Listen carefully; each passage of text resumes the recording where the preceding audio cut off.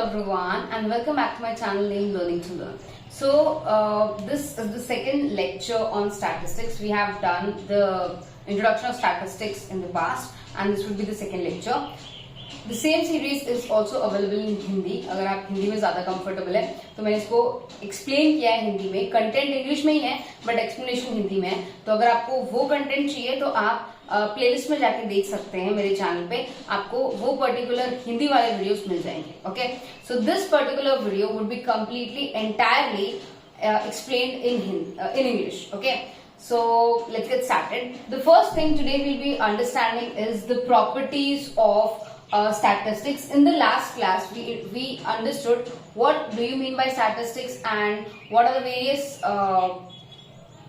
words which were introduced to introduce statistics, and statistics is something related to numbers which we have understood in the past. Okay, so today we'll be understanding the properties, the basic properties of statistics, which includes 7 different points. So these are the 5 points, these are the additional 2 points, so these are the total 7 points which we are going to discuss in detail today. Okay, so first of all let's start with this particular thing. The first one, aggregate of facts.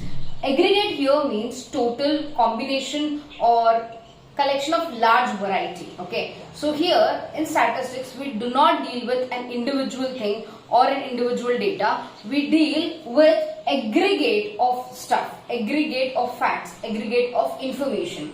Because with single information or single data we will not be able to conclude anything. We need large amount of data, we need large quantities of data to come to the right conclusion. Okay, so sorry everyone, I'll take another chalk. Okay, numerically expressed. So statistics is something which can only be numerically expressed. There are certain things which you cannot express numerically. Like if I tell you somebody is going through stress, okay, you cannot calculate the level of stress they are going through. You cannot calculate the depression. You cannot calculate your love for someone. You cannot calculate your loyalty for someone, right? So all these things are qualitative in nature, and no matter, you can actually rate it like highly likely, somewhat likely, not likely, never. You can answer those questions in these kinds of scales, but you cannot give a proper number, a pure number to these kind of data to be collected. So that is numerically expressed. Any statistical information, any statistical data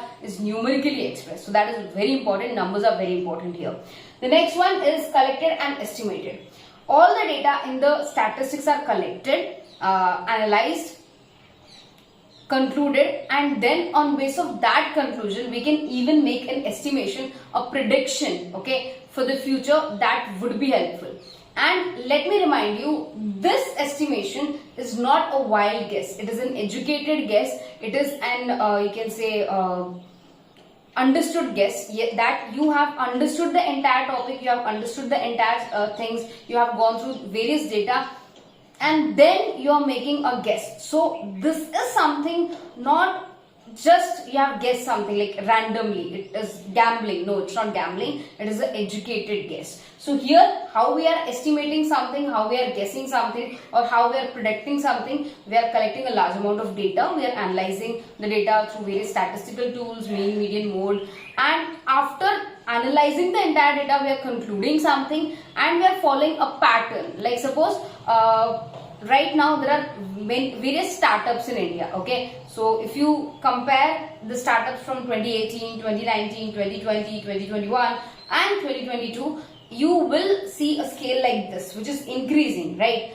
So ultimately in the next year it would of course increase because the markets are expanding, we are able to export more, there is you can say faster communication, faster transportation, and many other things which are providing aids to the industry sector. So that would lead to more and more startups and more production. Okay, so that is why it is collected and estimated, and it is correctly estimated, we could say, right? The next one is predetermined purpose. Every statistical tool you're going to use, every statistical statement you're going to make, it has a predetermined purpose. So the day you go and collect the data, okay, for your research or for anything, you already know why you are going to collect the data. What are you going to do with that collected data?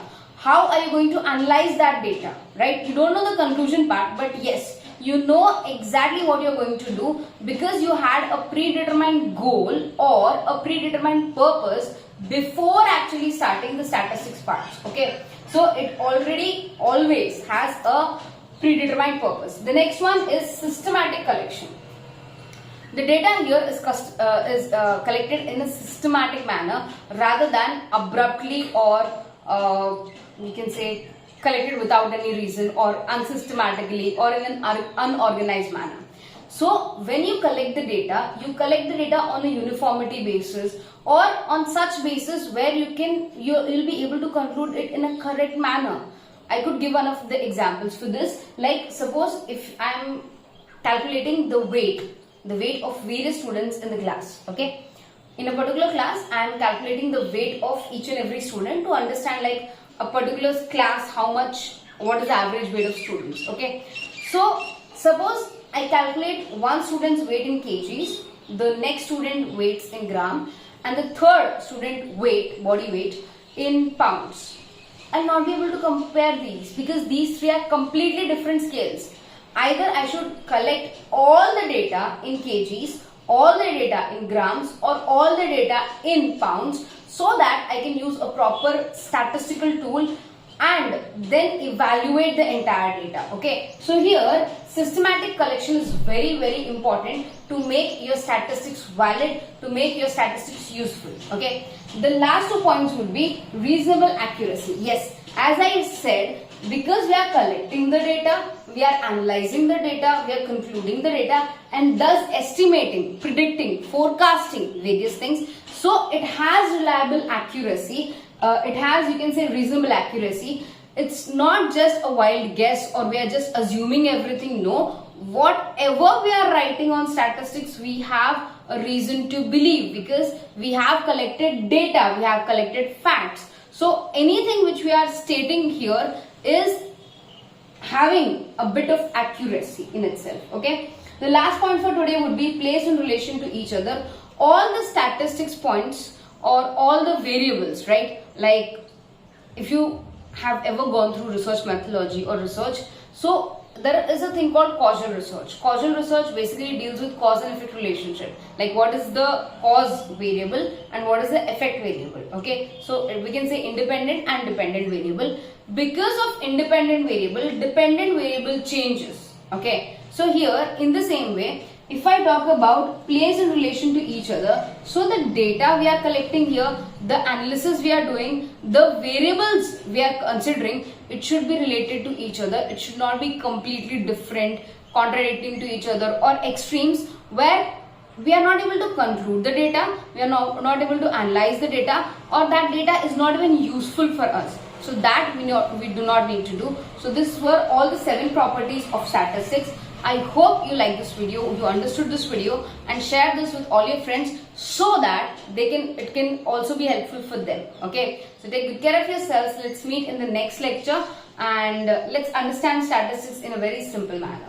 Bye everyone, take care.